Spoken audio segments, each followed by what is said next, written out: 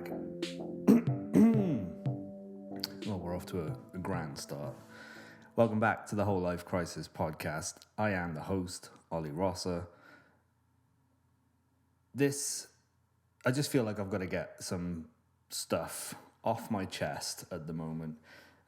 What with this year being really heavily focused on illness and disease, with COVID-19 and the country going into lockdown and people fearing for their health, or maybe not fearing, maybe fearing is the wrong word, being concerned for their health.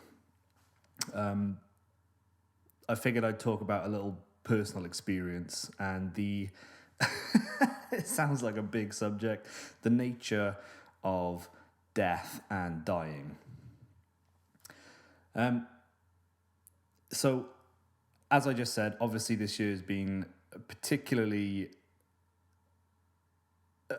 everybody pretty much worldwide has been affected by the idea of death and dying and health at the moment due to the COVID pandemic. So that's something that everybody's sort of faced on a global scale. And people deal with it differently. Some people take a more relaxed attitude and say, well, if I get it, I get it, no problem. If I die, I die, no problem. And other people sort of take a more cautious attitude and try to avoid exposure to the disease or the illness and try and make sure that their family and friends and loved ones also minimize their exposure. So it's been on everybody's mind, I think. But for me personally, I've had... Well, basically last November, just before the pandemic came in, my mum was diagnosed with breast cancer for the second time in her life. She had it about 16 or 17 years ago for the first time, and everything went really well. She had the surgery, she had any treatments that she needed, and she came through it and she lived, I wouldn't say worry-free, because I think once you get a cancer diagnosis, it's probably always in the back of your mind somewhere that you've had it, will it come back? Those types of worries and fears. But she lived, really well for 16 years, and then suddenly last November, it came back. I'd like to say that we are so incredibly fortunate that the treatment that she received in the hospitals was unbelievably incredible. She had the surgery, she had all of her treatments. Everybody genuinely seemed to care about her well-being, and it was really nice to see. So we're very grateful for the NHS and what they've done for my mum this year.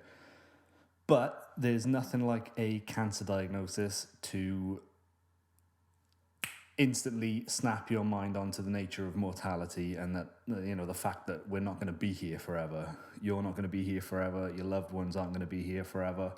And since having that diagnosis in November, the whole family it's just been... We've had a great year, relationship-wise. We've been having a lot of fun. We've been laughing and joking together. But that initial diagnosis in November, obviously, going through the treatment, going through the testing, everybody was in such a low mood because obviously you're dealing with the unknowns of death. So for the whole year, it's been on all of our minds, probably Mum particularly, because obviously she was the one that was dealing with the illness and having to go through all the treatments. But as a family, on the whole, it's been in the forefront of our mind. And it's just been a particularly... I know I just said we've had a good time this year, but it's always been sort of... There's that underlying sense of sadness. And then a few weeks ago, we lost my beloved dog, Dexter, who was my family's dog. He was nearly 9 years... Was he nearly 9? Yeah, he was nearly 9 years old. So, he had a fantastic life. He was the most beloved dog you'd ever meet. He was famous in the community. Everybody knew him. He was so friendly. He loved everybody he met, and everybody he met loved him.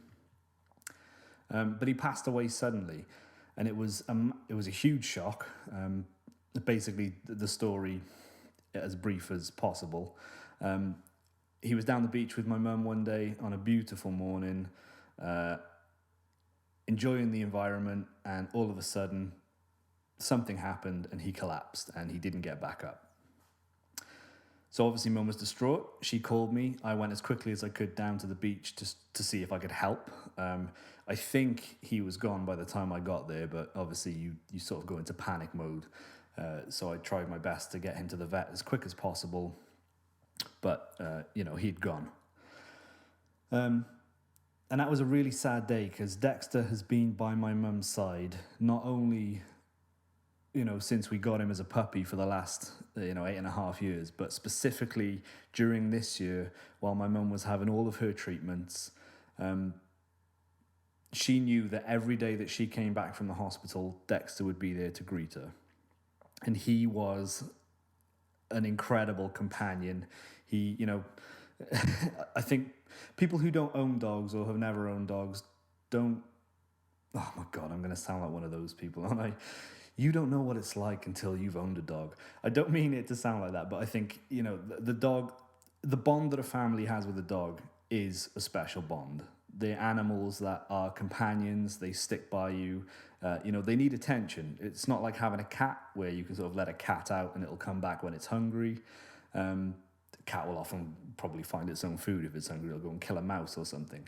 Dogs aren't that type of animal. They need attention, they need care, and they reciprocate the care that you give them by loving you wholeheartedly. And that was what Dexter did, specifically for my mum.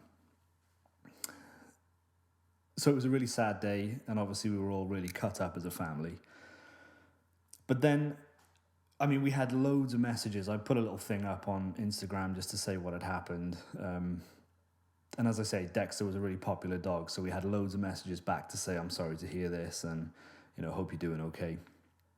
But one interaction that stuck out in my mind was, it wasn't with me personally. My sister said that one of the neighbours came over, and the interaction kind of went like this. The neighbour said, "Oh, I heard about your dog. That's crazy." And my sister replied with, "Yeah, we're all really sad. He was like a brother to us." And then the neighbour replied, "Well, he's just a dog."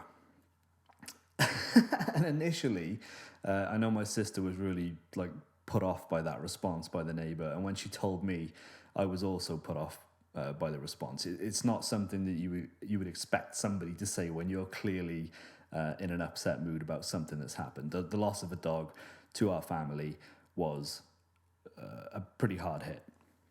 But then I remembered, and I reminded my sister that this particular neighbour in question, a few years back, had lost a daughter. She was a twin. The other twin's still here. I'm not going to mention any names or anything, but he lost one of his children, which is obviously going to be a harrowing experience. And it just reminded me that death and dying and loss are different to different people. I think if you were to look at it on paper and you had different categories and you had child, dog, family, not just a dog, any dog, but a family pet. And then, things like other creatures like pests, like mice and rats and stuff like that. Obviously, if you lose a child and a child dies, on paper, that's going to be the most horrific loss. And then it would go down in scale and intensity. So I understand his viewpoint of it's just a dog. But it's just, I think it's the same with depression and things like this. It affects everybody differently. To him, it was just a dog, but to us, it was Dexter. He was like a linchpin of our family. And I don't really know where I'm going with this. It just made me think of obviously, there's that saying that life is a comedy from afar and a tragedy from up close. And obviously, the closer you are to something, to a tragedy happening, the more you're going to feel it. But yeah, it's just from different perspectives. It was just interesting. I don't know what I was trying to say there. Obviously, I understand that the loss of a daughter is more severe than the loss of a dog. obviously I understand that, and I'm not suggesting anything different, but the loss of Dexter hit us all pretty hard as a family. And we're going to miss him. He was a wonderful dog. I'm really grateful that we've got Morty. Sean and I adopted Morty like 3 years ago from the Dogs Trust. And he has been fantastic during this period because I've been able to sort of loan him to my parents so that their house isn't so empty in the days. Because that was the one thing my mum said when we lost the dog, is that everything's just empty and everything's quiet, and now when she gets up and she just tidies the house in the morning, it stays tidy and there's nothing else to do. And it sounds like a strange thing to miss, the mess, but it's not the mess that you miss, it's the thing that's creating the mess, and the time spent caring for that animal. But yeah, Morty's been great. We've been loaning him out to mum and dad, and he's such a loving dog as well. He's really helped. So yeah, I don't know, that was just a 11-minute diatribe on the nature of death. It's not even the nature of death and dying, it's just a personal anecdote. But I just think it's been on everybody's minds so much lately, and specifically my family. And we've had a really, really, how can I word this? Not a good time of it, but all of my mum's treatment was a success. And I understand that not everybody has that experience, and my heart just absolutely goes out to anybody who's lost a loved one. It's the most horrific thing I can imagine. And, my parents' mortality has been pretty... taken up a lot of mental real estate at the moment, I think is a good way to put it. And then yesterday I was talking to somebody, again, I won't mention names, but a friend of mine she recently lost her grandmother. And she said she's been taking it, well, obviously pretty hard. And she sent me this analogy of like a description of the way grief works. And if I can relay this to you concisely, essentially the idea is that there's a big box, and in that box is a ball, and on the side of the box, on the inside, there's a button, which is the pain button.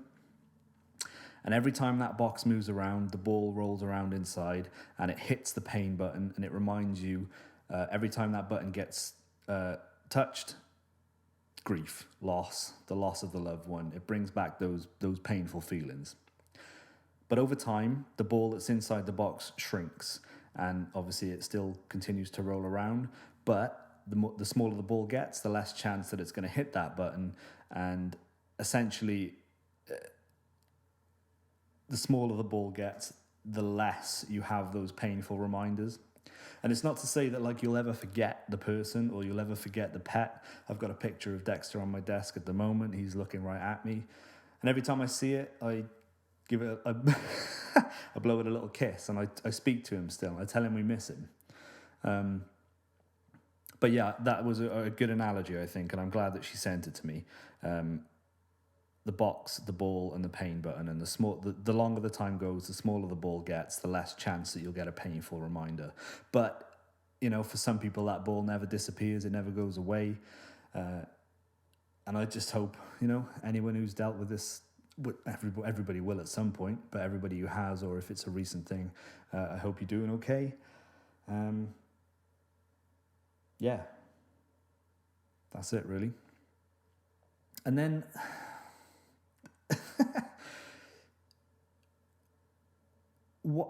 I'm not a religious person. I don't hold any religious beliefs in the sense that there is a rule-based religion where a God looks over us and punishes us for doing things and rewards us for doing other things. I think that everybody is on earth to do essentially live their life and create experiences, and there is good behavior and bad behavior. I think everybody would agree to that. Try to hurt people as little as possible is my core ethos. I think try and live a good life and leave the world in a better place than when you came in. But I don't believe that there's like a rule-based religion where if you do bad things you will go to hell, or if you live a good life you will go to heaven. I don't think that. It doesn't make sense to me. I believe religion was created by man. But I do hold beliefs that once you die, it's not the end. I believe that the soul is a thing. I believe that consciousness goes somewhere once it leaves your body. I'm not fully prepared to discuss this topic. I think my beliefs. I used to know myself a lot more. I used to know myself better a few years ago, and I could have waxed lyrical about this kind of thing. But for the past maybe 2 years, I've fallen off the self-knowledge bandwagon. But the point of this is to say that when Dexter died, one of the things that, because we were able to see him obviously before the vet took him, and I asked him to come and see me. And I said to him, "We love you. We're going to miss you. Come and see me, come and visit." And I haven't seen anything yet. There's nothing indicated that the soul that was Dexter has come to me. I don't know. Again, I'm not 100% sure that that's even a thing, but I like to believe it is. And the same for family members, past family members. I like to think they're still there somewhere, whether their consciousness is still in that form or it goes into the all of everything again, ready to come back in a different form. I believe that it still exists. But I haven't seen anything yet. But this is an open request. Dex, if you're out there, come back and see me. And that leads me on to a little ghost story that I've got, which I always found fascinating. That about 2 months after we adopted Morty, I fell asleep on the sofa with the dog under my arm while Sean was in the bedroom, sleeping in the bed. And it was about 12:30 at night. I woke up and the room was pitch black, but I saw what I thought was Sean sat on the corner of the sofa, on the edge of the sofa, looking down at me and Morty. And it was a bright white figure, bright white face in the pitch black room. And after a few seconds, I realized it wasn't Sean, but it looked more like a sort of early teenage, 12, 13, 14-year-old boy. And after a few seconds, it vanished. So my heart was racing. It wasn't a scary encounter, but obviously I was unnerved. It wasn't like a terrifying apparition or anything. But I definitely saw something, and it left me a bit shaken. So I told Sean the next day, and we went about our lives. And then 2 months later, I bumped into the girl who worked for the dog's home where we adopted Morty, and I told her the story as well. And she said, "Right, I'll look into this and I'll get back to you if I find anything." So the next day I had a text message off the girl that worked for the Dogs Trust, and she said she'd looked into Morty's file, and the reason that he had been rehomed, especially at such a young age, because he was only 16 months when we got him, and he hadn't come from a bad situation, he wasn't abused or anything like that. The reason that he was rehomed is because the family they'd lost their young son. I don't know how. I don't know whether it was a suicide or an illness or an accident or something. But they got rid of the dog because they bought the dog for the son who was no longer with us. And that was fascinating to me. That seemed to corroborate what I saw. So I believe that we adopted Morty. His previous owner came to check in just to see how the dog's doing. Was he loved? Was he taken care of? Was he in a good home? And I'd like to be somewhat big-headed and say, yes, Morty is in a good home. We love that dog like you wouldn't believe. But yeah, I believe his previous owner came and checked in on him. And I saw it. That's what I saw. And the story of Morty's rehoming seems to corroborate that. So yeah, I don't know. If you're listening to this still, this is like 19 minutes of nonsense again, as all these podcast episodes tend to be. But feel free to comment or get in touch with me if you've got any stories like this. What do you believe happens when we die? Is it just the end? Does everything go black and we never get to meet up with our loved ones again? I'd like to think not. I'd like to think there's something else. But yeah, I don't know. I love my family. I love my dog. I love Dexter. Cherish the people you've got while they're here, while you can. I think I'm going to leave that there. I'm currently sat in my new, or what will become my new office, which was my old office, but I had to move out of it. But essentially over Christmas, Sean and I are having some remodeling done in the house, and I will be absorbing this room again. It's a bit echoey, and I need to fix that, but I'll sort something out. But thank you for listening. As always, you can follow me on Twitter at Ollie Rosser, on Instagram at Ollie Rosser Photo. You can find my website at www.ollierosserphoto.com. And I think that's pretty much it. Thank you for listening. Hopefully, after January, when all this housework has been done, I'll be back to producing more regular content. I'd like to have conversations with more people as well. These solo podcasts, I enjoy them because you do tend to get into a little flow of consciousness, and ideas come to you as you're speaking, but it's not the same as speaking to somebody, and probably not as interesting to listen to. Anyway, have a wonderful week ahead. Have a wonderful Christmas as well. Take care of your loved ones. Stay COVID safe. Just enjoy yourselves.